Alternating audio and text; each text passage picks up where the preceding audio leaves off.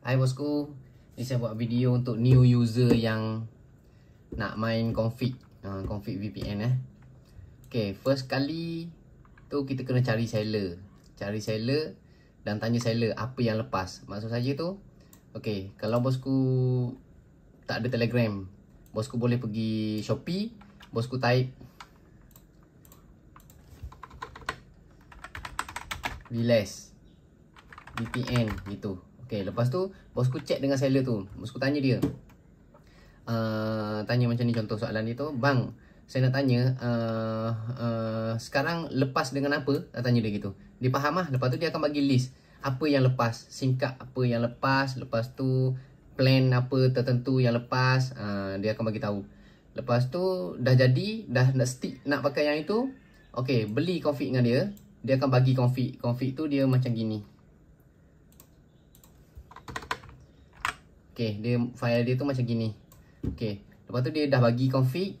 Lepas tu kita pun beli SIM card yang dia sarankan. Contoh dia kata SIM card apa?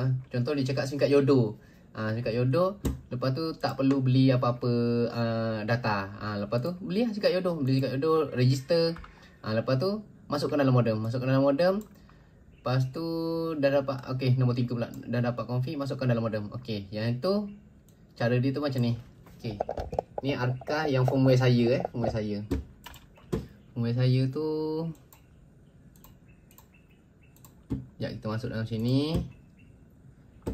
Okay, kita pergi sini, pergi bahagian service. Lepas tu pergi bahagian password. Lepas tu kat sini pergi bahagian node list. Tu pergi dekat add the node via the link. Lepas tu copy file tadi ni, yang ini ni, yang config yang beli dengan seller tadi tu. Copy, paste kat sini. Tekan add. Bila dah add, okay, kita pun pergi dekat basic setting. Kita tick yang ini. Kotak kecil ni, main switch ni. Main switch ni penting. Alhamdulillah. Kalau tak tick yang ni, dia tak run.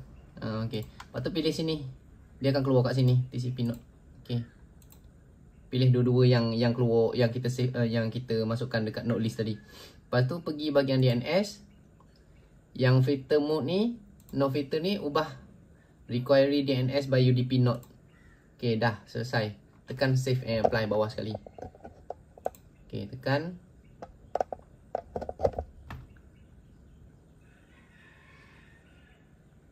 Okay, dah tunggu. Okay, nak check kat sini pun boleh. Check kat sini. Okay, ni dah running. Dah jalan. Kalau dah masukkan tu sini tak jalan ni, itu ada isu. Lepas tu last check adalah kat sini. Speed test.